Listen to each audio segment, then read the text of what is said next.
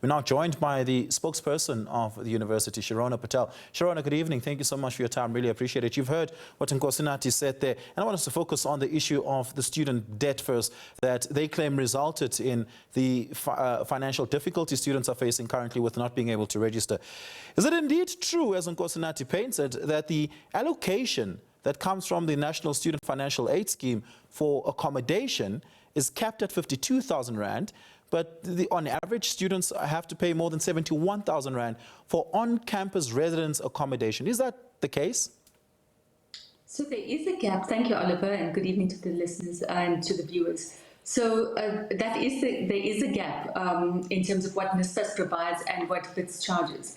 Now, the reason for that is because if you stay in a Wits res, it comes with many other services. For example, transport, sports, clubs and societies, and additional tutorial support as well. So there is a gap there. However, that's not the issue that we're facing at the moment. We've got about 39,000 out of 600 out of 40,000 students registered. That's about 98% of students. We're in the almost the fourth week of term now. For first years, it's the fourth week of term already. For others, we're in the third week of term. Now, the demands that have been put on the university are the following, and we think that it's a part of a national movement, that it's in solidarity with some of the protests that are happening kind of across the country. But the three demands that came through, and this is, I must emphasize, not from some of the SRC leaders, because we've been working with them to fundraise. So the first is that they want free education for all. And that's a great ideal. That's something that I think from 2015, 2016, we said we believe in, but it's not something that the university can carry on its own. The second, in terms of accommodation and tuition fees, is that the university does, all that it can. We spent 2.1 billion Rand last year on student financial aid, scholarships and bursaries. This year, we created something called the Wits Student Registration Assistance Fund, that we put in 20 million Rand to help students to register and to pay for accommodation. We also worked with the SRC. We've raised about 6 million Rand, which was disbursed this week to help students to register. The problem here, though, is the students who are protesting at the moment, many of them are students who are not performing well academically. And so while they're saying it's financial exclusion, they're not getting the financial assistance because they are not performing well academically. So if you take NSFAS, for example, most of the students, if whose household income is 600,000 or less, would qualify for NSFAS. The problem is if you fail twice, you lose your NSFAS funding, and that's what's happened to a lot of the students. They now owe the university debt because they've lost their funding, and they're not readmitted because they don't qualify for financial funding because of the academic results. And this has resulted in them protesting today. Yeah, Shirona, if we're speaking about academically excluded students, that's an entirely different conversation. Perhaps want us to focus and delineate students here who are academically still within their course framework, that is to say they're not academically excluded, and who are on NSFAS at the moment. How many of those students, as a result of their debt, have not been able to register? So students who are on NSFAS, even if NSFAS hasn't paid us, if they on the NSFAS list, they are allowed to register. So NSFAS, in fact, has been good this year in that they've released their list early of students that they funded. So if they're on the NSFAS list, they will automatically be registered. So that's the first. The second is for those who are doing well academically, that's what this Student Registration Assistance Fund is there for. That's what the SRC Access Fund is there for, to help those who are doing well academically but who may be short financially.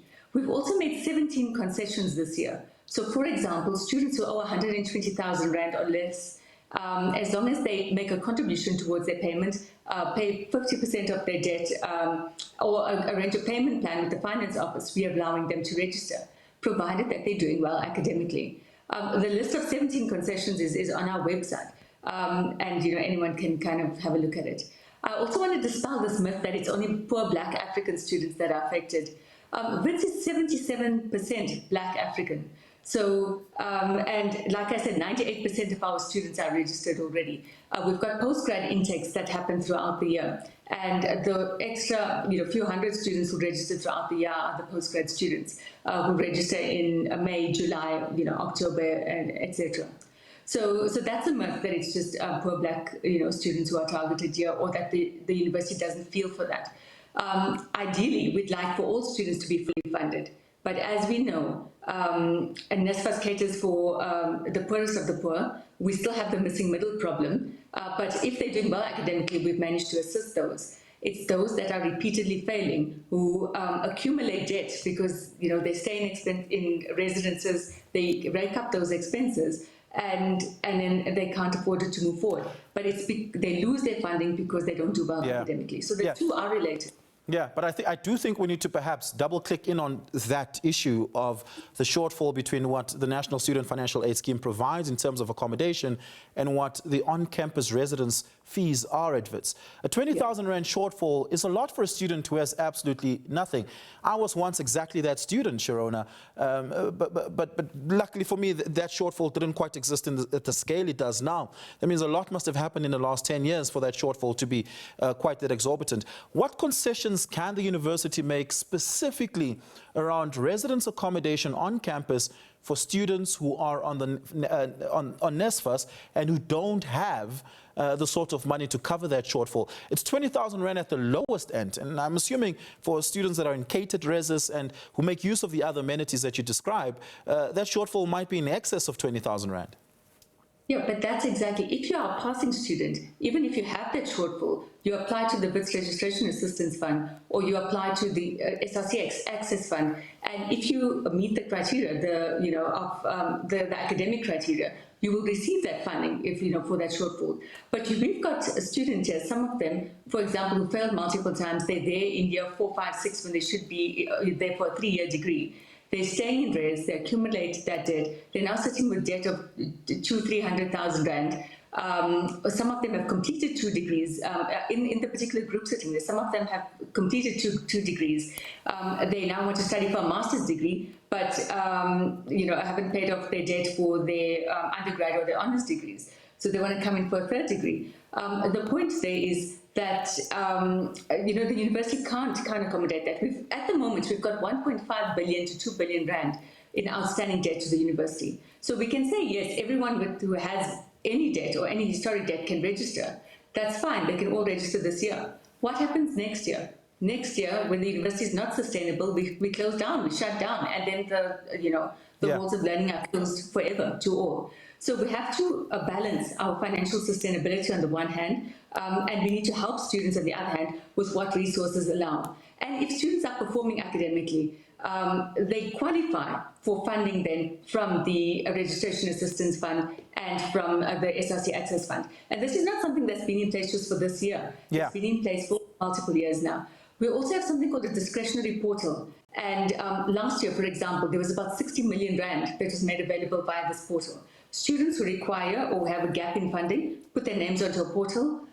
We've had corporates who've come through, and corporates have then said, well, how can we assist? And we've matched students up with the corporates, and 60 million Rand worth of debt was erased last year, just for students registering there. And so if it's a genuine case, if there are genuine cases of students who can't afford something, if it's because of kind of the NSFAS caps, and we know that's a problem, and we've raised that both with the ministry and with NSFAS. The problem with that cap is that they give the same cap to universities across the country. Now, the cost of living in Cape Town or in Johannesburg is much higher than living, in other parts of the country. And we've emphasized that for those in urban areas where accommodation and costs are higher, this is what we need to do. The reason also for us charging that, so we don't make money out of it. We are a non-profit organization. Last year, we didn't increase res fees at all. It was at 0%. But I mean, we were the only university in the country not to increase res fees. There's something could be done about something could be done about by 6.5%. So we're trying to keep costs as low as possible. But I'll give you one example. We've had numerous water and electricity cuts at the university. I think most of Johannesburg understands what we're going through. We've got about 400 buildings. We've got, about 6,000 students staying in rents. We need to make sure that they have water, electricity, data, internet coverage all the time. So these are the services certainly. that our students have 24 hours a day. Yeah, Shirona, we're going to have to leave it there. Unfortunately, that's all that we have time for. Really do appreciate you coming on. Shirona Patel is the spokesperson of the University of the Witwatersrand.